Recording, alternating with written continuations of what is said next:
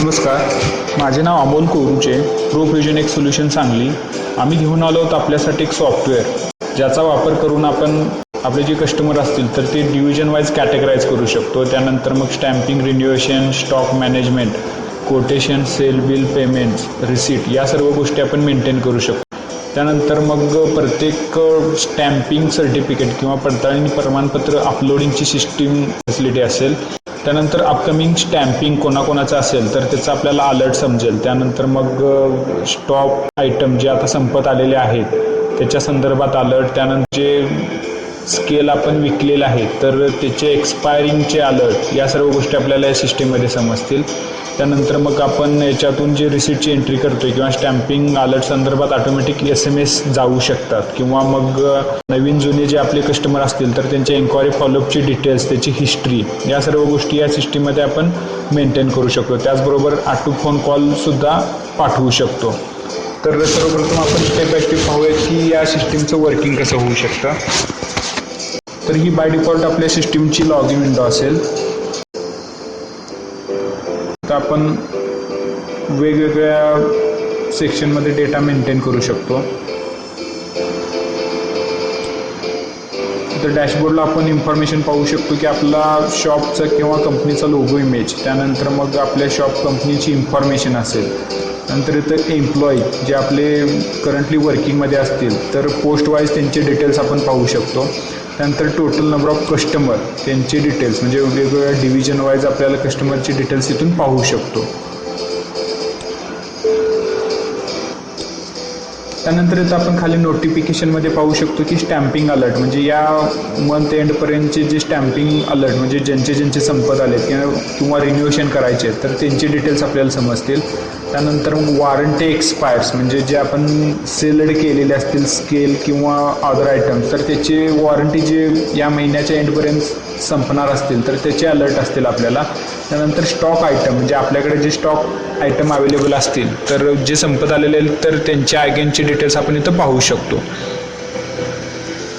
त्यानंतर enquiry फॉलोअपची details म्हणजे आपण जे एन्क्वायरी फॉलोअप म्हणजे एखाद्या नवीन कस्टमर बरोबर जे आपलं डिस्कशन होतं आणि त्याचा फॉलोअप डिटेल्स तर या सर्व गोष्टी आपण या सिस्टीममध्ये इथं मेंटेन करू शकतो किंवा आपल्याला ऑटोमॅटिक अलर्ट समजतील. त्यानंतर आपण अदर डिटेल्समध्ये फायनान्शियल स्टेटस म्हणजे यामध्ये आपण पाहू शकतो की टोटल रिसिव्ड अमाऊंट आणि टोटल पेड अमाऊंट त्याची एक ओव्हरऑल आपल्याला फायनान्शियल समरी इथं समजू शकेल. ठीक आहे. त्यानंतर इथं आपण पाहू शकतो की कस्टमर वाईज समरी म्हणजे पर्टिक्युलर कस्टमरच्या अगेन्स्ट आपण डिटेल्स पाहू शकतो. सपोज हा कस्टमर आपण सिलेक्ट करून घेतला तर त्याच्या अगेनचे डिटेल्स म्हणजे आपण पाहू शकतो की टोटल कोटेशन, सेल बिल आणि त्याची टोटल आउटस्टँडिंग किती असतील तर या गोष्टी आपल्याला समजतील इथं. किंवा सेम ॲज इट इज आपण जे काही स्केल त्यांना प्रोव्हाइड केले असतील आत्तापर्यंतचे तर नेम, स्टॅम्पिंग म्हणजे जे स्टॅम्पिंग डेट असेल त्यानंतर त्या स्केलचे डिटेल्स आपण इथं पाहू शकतो.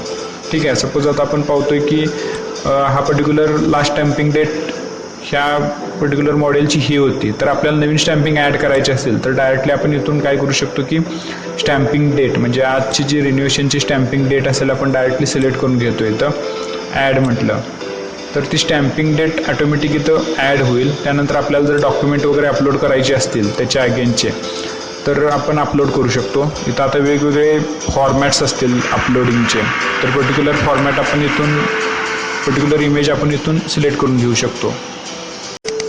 ठीक आहे. एखादी इमेज आपण सिलेक्ट किंवा ते स्टॅम्पिंग सर्टिफिकेट असेल तर डायरेक्टली आपण इथून अपलोड करून घेतो आहे तर ती डायरेक्टली आपल्याला स्टॅम्पिंग सर्टिफिकेट किंवा त्याच्या अगेन्स्टचे डॉक्युमेंट आपल्याला इथं पाहायला मिळतील. तर या पद्धतीने आपण स्टॅम्पिंग त्याच्या अगेन्स्ट ॲड करू शकतो. त्यानंतर आपण इथं पाहू शकतो की वेगवेगळे स्टॅम्पिंग रेंज वाईज आपण सर्च करू शकतो म्हणजे पर्टिक्युलर कस्टमर वाईज किंवा वेगवेगळ्या लोकेशन वाईज आपण स्टॅम्पिंगचे डिटेल्स पाहू शकतो. किंवा आपण काय करू शकतो की एखादा स्टॅम्पिंग रिलेटेड SMS पाठवायचा असेल आपल्याला तर जेवढे कस्टमर असतील सिलेक्ट करून डायरेक्टली आपण हा कस्टमाइज्ड SMS आपण सेंड करू शकतो.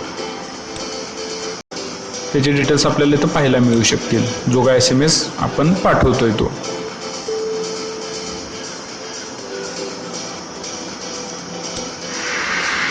ठीक आहे. सेम ॲज इट इज आपण जेवढे एंट्रीज असतील तर सिलेक्ट करून आपण डायरेक्टली एक्सेलमध्ये एक्सपोर्टसुद्धा करून घेऊ शकतो. जो डेटा आपल्याला दिसतोय तो डायरेक्टली एक्सेलमध्ये एक्सपोर्ट होऊ शकतो.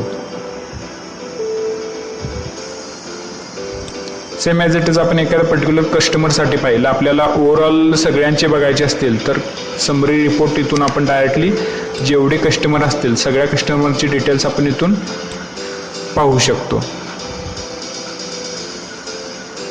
इथं फॅसिलिटी असेल की स्टॅम्पिंग डेट रेंज वाईज सुद्धा आपण डिटेल्स सर्च करू शकतो. ठीक आहे. त्यानंतर आपण पाहूयात की जे नोटिफिकेशन आपल्याला दाखवले येतं म्हणजे वॉरंटी एक्सपायरची डिटेल्स, म्हणजे फॉर एक्झाम्पल इथं आपण क्लिक केलं तर जे सेल्ड आयटम असतील तर कोणकोणते आयटम आपण त्यांचे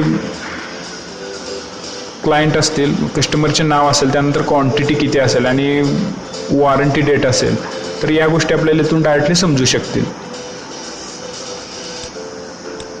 किंवा सेम ॲज इट इज जे स्टॉक आयटम्स संपत आलेले आहेत तर त्याच्या अगेनचे डिटेल्स म्हणजे सगळे स्टॉक आयटम्स असतील, त्यानंतर मग आयटम किती सध्या स्टॉकमध्ये अवेलेबल आहेत, त्यानंतर कोणकोणत्या कस्टमरला आपण तो आयटम सेल आउट केलेला असेल तर त्याच्या अगेनचे डिटेल्स असतील. समजा आपल्याकडे एम्प्लॉईकडं तो अवेलेबल असेल किंवा शिल्लक असेल तर त्या एम्प्लॉईच्या अगेनचे डिटेल्स पण आपण इथून पाहू शकतो, म्हणजे कोणत्या एम्प्लॉईकडं किती आयटम्स किंवा हे स्केल शिल्लक आहेत. ठीक आहे. आता स्टेप बाय स्टेप पाहूयात की डेटा आपण मेंटेन कसा करतोय. तर सर्वप्रथम आपण बेसिक इन्फॉर्मेशनमध्ये येतोय. तर याच्यामध्ये आपल्या शॉपची इन्फॉर्मेशन, त्यानंतर SMS वगैरे आपण जे पाठवतोय त्याचे फॉर्मॅट तयार करून ठेवलेत, त्यानंतर व्हॉइस कॉल वगैरे आपण सेट करत असेल तर त्याचे प्रकार आपण याच्यामध्ये ॲड करून ठेवलेत. त्यानंतर आपण पाहतोय की मास्टर्समध्ये डिव्हिजन्स म्हणजे जे डिव्हिजन्सच्या अगेन्स्टचे, त्यानंतर आपण पाहू शकतोय की डिव्हिजन्स म्हणजे याच्यामध्ये पाहतोय की वेगवेगळे डिव्हिजन असतील कस्टमरचे तर ते आपण सिम्पल याच्यामध्ये नेम क्रिएट करून ठेवलेत. ठीक आहे. त्यानंतर सेम ॲज इट इज आपण पाहतोय की मेक जे कंपनीज असतील तर त्यांचे डिटेल्स, स्केलचे कंपनीज असतील तर त्यांचे डिटेल्स मॅन्युफॅक्चररचे आपण इथं पाहू शकतो. Same as it is capacity,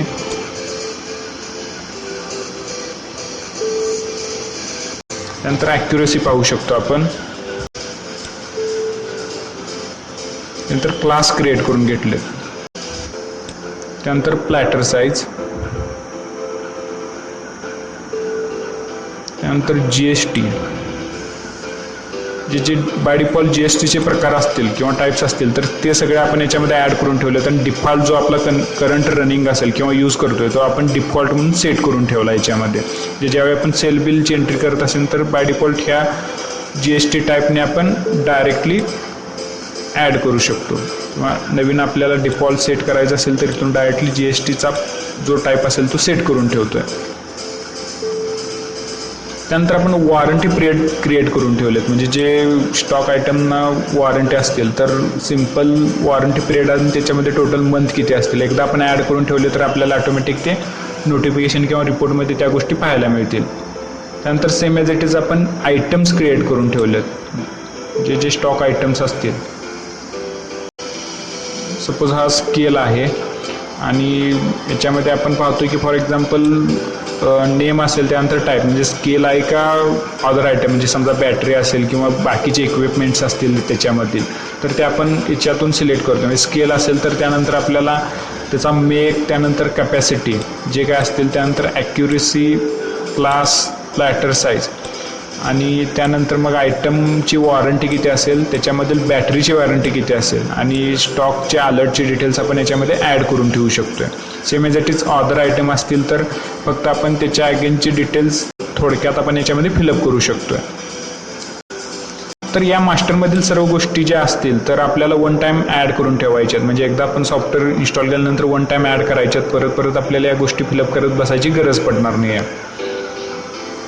त्यानंतर आपण पाहतोय की मॅनेज कस्टमर, तर याच्यामध्ये जे कस्टमरचे डिटेल्स असतील तर त्या गोष्टी आपण मेंटेन करतोय. म्हणजे फॉर एक्झाम्पल एखाद्या कस्टमरचे इन्फॉर्मेशन आपण याच्यामध्ये फिलअप करतोय.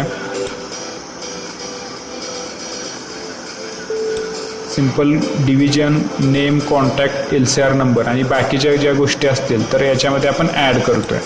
त्यानंतर याच्यामध्ये इन्क्वायरी फॉलोअपचा डिटेल्स पण असतील. म्हणजे समजा आपण एखादा नवीन कस्टमर असेल तर त्याचे फॉलोअप घेतो आहे आपण, तर त्याच्या अगेनचे म्हणजे आपलं समजा लास्ट टाईम काय डिस्कशन झालं होतं, म्हणजे कोणत्या दिवशी डिस्कशन झालं होतं आणि आपला मॅन्युअल कॉल केला होता का आउटगोईंग इनकमिंग कॉल होता का आउटगोईंग कॉल होता, तर त्याचा प्रकार आपण सिलेक्ट करून घेतला. आणि रिप्लाय काय झाला होता, म्हणजे त्यांचं असा रिप्लाय आला होता की I will come on Monday, ठीक आहे, असा आपण रिप्लाय ॲड करून ठेवला. आणि नेक्स्ट फॉलोअप डेट म्हणजे ही नेक्स्ट फॉलोअप डेट जी असेल तर आपण इथून डायरेक्टली जी असेल ती सेट करून ठेवले, जे ऑटोमॅटिक त्या डेटला आपल्याला सॉफ्टवेअरमध्ये लॉग इन झाल्यावरती इतर रिमाइंडर दिसू शकेल. ठीक आहे, डायरेक्टली आपण इथून मग ह्या रिप्लायच्या अगेन्स्ट आपण त्यांचा फॉलोअप घेऊ शकतो.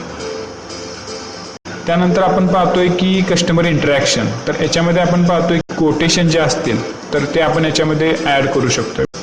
आता आपण एखादं कोटेशन नवीन ॲड करून पाहूया.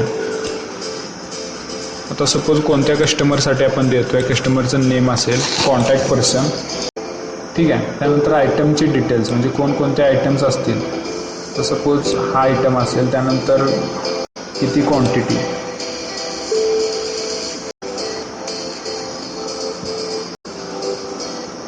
त्या पद्धतीनं आपण आयटम ॲड करू शकतो. म्हणजे ह्या आयटमच्या अगेनची ओव्हरऑल डिटेल्स आपल्याला म्हणजे जे मेक असेल, त्यानंतर प्लॅटर साईज आणि बाकीचे डिटेल्स, मग कॅपॅसिटी, ॲक्युरेसी, क्लास वगैरे जे काय असतील तर या गोष्टी आपल्याला इथं ऑटोमॅटिक लोड होतील. इवन आपले जे आयटमची वॉरंटी आणि जी बॅटरी वॉरंटी असेल तर ऑटोमॅटिक जे आपण आयटम मास्टरमध्ये सेट केलेले असेल तर इथं ती लोड होईल. म्हणजे आपल्याला पाहिजे असेल तर आपण डायरेक्टली इथून चेंजही करू शकतो.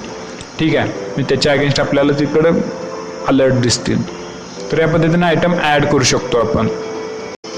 ठीक आहे, सेम एज इट इज आपल्याला जर प्रिंट काढायची असेल याची, तर तिथं डायरेक्टली आपण कोटेशनची प्रिंट घेऊ शकतो. या फॉर्मॅटमध्ये आपल्याला कोटेशनची प्रिंट भेटेल किंवा आपला कस्टमाइज फॉर्मॅट असेल तर तसं आपल्याला मेंटेन करता येईल. ठीक आहे, त्यानंतर आपण पाहतोय की सेल बिलची एंट्री आपण कशी करू शकतो. फॉर एक्झाम्पल एखादी नवीन सेल बिलची एंट्री आपल्याला ॲड करायची आहे, तर सेम ॲज इट इज कोटेशनप्रमाणेच इथं आपण सिम्पल कस्टमरचं नाव सिलेक्ट करून घेतो आहे.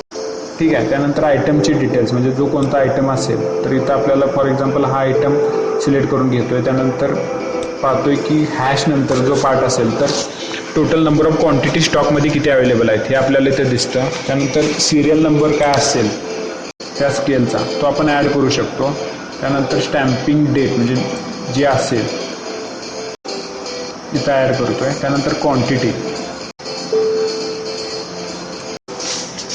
ठीक आहे, या पद्धतीने आपण सेलची एंट्री ॲड करतो. इवन आपल्याला आता आपण स्केलची एंट्री ॲड केली, त्यानंतर एखादी आयटम असेल किंवा समजा बॅटरी असेल तर त्याची एंट्रीसुद्धा आपण ॲड करतो आहे. म्हणजे तो बॅटरीचा आयटम सिलेक्ट करून घेतला, या गोष्टी काय फिलअप करायच्या गरज नाही आहेत. त्यानंतर आपण क्वांटिटी जी असेल ते आपण ॲड केली, तर या गोष्टी आपल्याला इथं पाहू शकतो.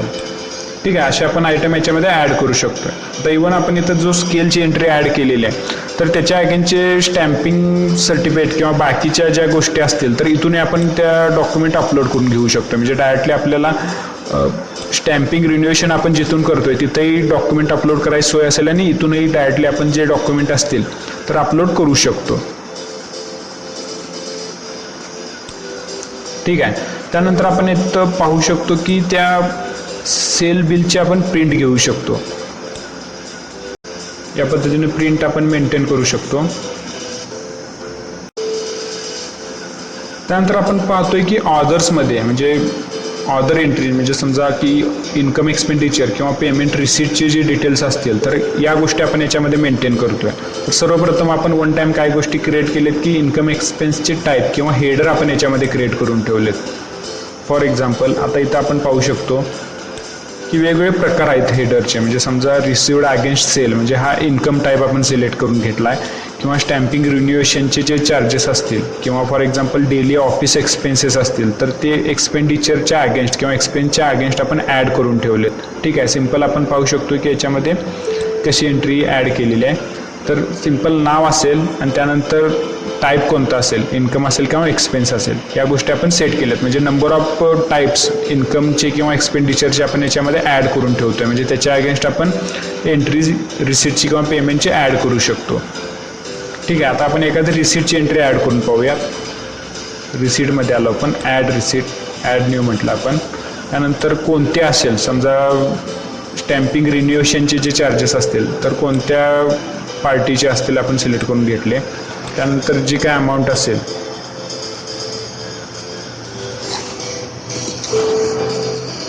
डिटेल्स टाकले. त्यानंतर सेव्ह म्हटलं आपण, तर त्याच्या अगेनचे डिटेल्स आपण ॲड करू शकतो. ठीक आहे, सेम ॲज इट इज आपण डेटा पेजला पाहू शकतो की जे डिटेल्स असतील, सपोज आता आपण इथं आपल्याला प्रत्येक डेट वाईज कस्टमर आणि त्यानंतर पेड अमाऊंट, सपोज आता ही एंट्री मला पाहिजे आहे, डायरेक्टली तुम्हाला अशी डिटेल्स दिसतील किंवा त्याच्या अगेनचे ओव्हरऑल डिटेल्स आपल्याला समजतील. ठीक आहे, त्यानंतर आपल्याला त्याची प्रिंट जरी पाहिजे असेल तर डायरेक्टली आपण इथून त्याची अगेनची प्रिंटसुद्धा जनरेट करू शकतो. ठीक आहे, सेम ॲज इट इज आपण याच्यामध्ये ज्यावेळी एंट्री ॲड करतो आहे रिसिटची, तर त्याच वेळी आपल्याला अशी फॅसिलिटी अवेलेबल असेल की डायरेक्टली SMS त्या पर्टिक्युलर कस्टमरला आपण पाठवू शकतो की फॉर एक्झाम्पल एवढे अमाऊंट पेड केले आणि अजून एवढे अमाऊंट शिल्लक आहे. तर असं आपण SMS सिस्टीम थ्रू ऑटोमॅटिक जाऊ शकतो. त्यानंतर आपण पाहतोय की याच्यामध्येच पेमेंटच्या अगेनचे डिटेल्स, म्हणजे जे काय पेमेंट्स मेंटेन करतो आहे, सेम ॲज इट इज आपण जसे रिसिटची एंट्री ॲड करतो आहे तर त्याच्या अगेन्स्ट आपण डिटेल्स भरू शकतो आहे. डेट, एक्सपेन्स टाईप, त्यानंतर बाकीच्या ज्या काही गोष्टी असतील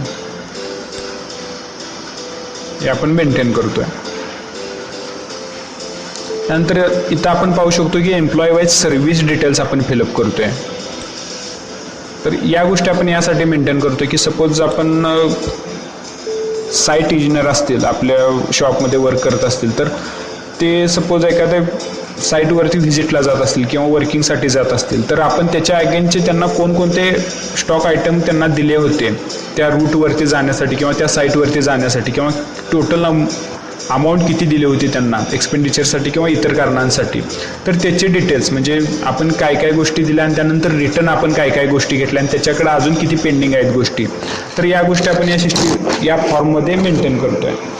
ठीक आहे, आता फॉर एक्झाम्पल आपण याच्यामध्ये तो पर्टिक्युलर एम्प्लॉई सिलेक्ट करून घेऊया कोण असेल तो.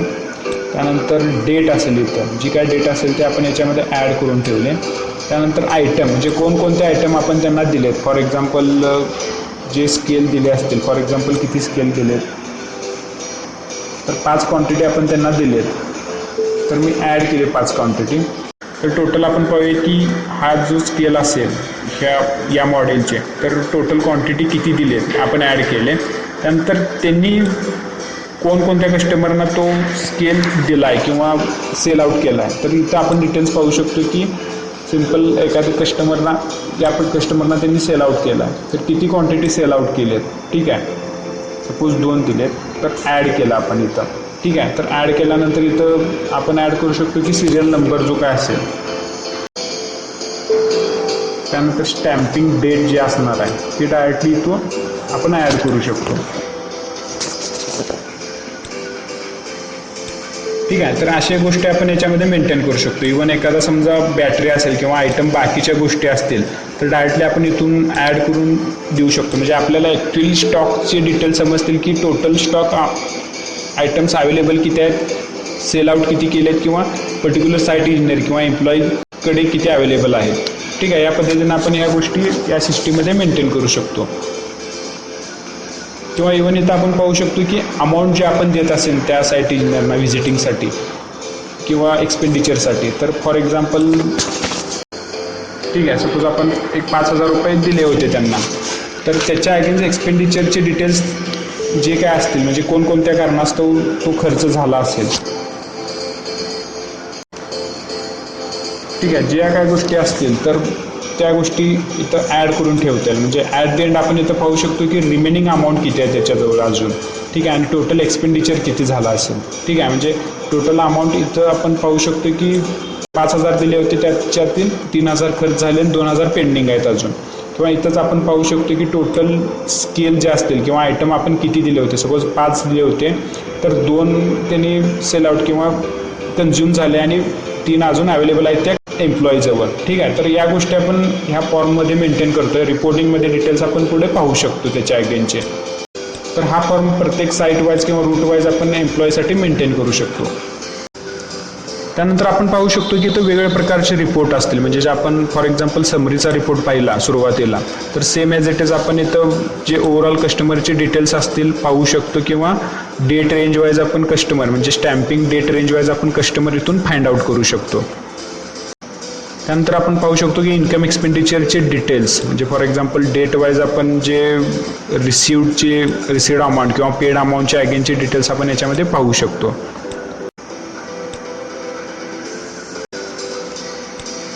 आता या रिपोर्टमध्ये आपण पाहू शकतो की डेट वाईज इन्कम आणि एक्सपेंडिचर्स म्हणजे रिसीट आणि पेमेंटच्या अगेनचे डिटेल्स. ठीक आहे, आता इथं कस्टमरच्या अगेन्स्ट आपण पाहू शकतो कस्टमरचं नेम असेल, त्यानंतर ग्रुप कोणता असेल म्हणजे कोणत्या ग्रुप किंवा टाईपच्या अगेन्स्ट आपण ते रिसिव्ड केला होता, एंट्री केली होती, तर ते डिटेल्स असतील. ठीक आहे, त्यानंतर आपण इकडे एक्सपेंडिचरचे details same as it is आपण पाहू शकतो की पेमेंट्स आपण कोणाकोणाला केलं होतं आणि कोणत्या ग्रुप किंवा टाईपच्या अगेन्स्ट आपण केलं होतं.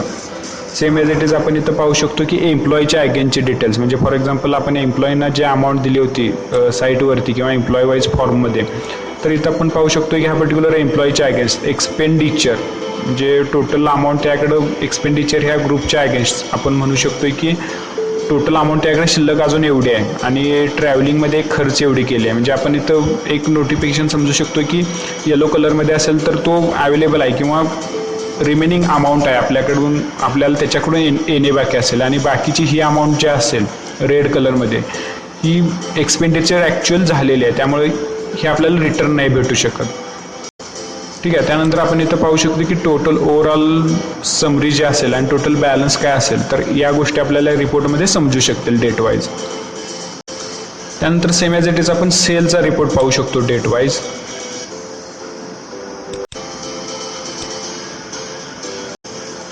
तर इथं आपल्याला प्रत्येक डेट वाईज जे सेलचे डिटेल्स असतील कस्टमर वाईज, तर टोटल डिटेल्स आपल्याला इथं समजू शकतील. इव्हन आपल्याला जर समजा ही बेसिक अमाऊंट किंवा ह्या सेलच्या अगेनची एंट्री मला पाहिजे आहे, तर डायरेक्टली आपण याच्यावरती क्लिक केलं तर ती सेलची एंट्री आपण इथून डायरेक्टली ती पाहू शकतो.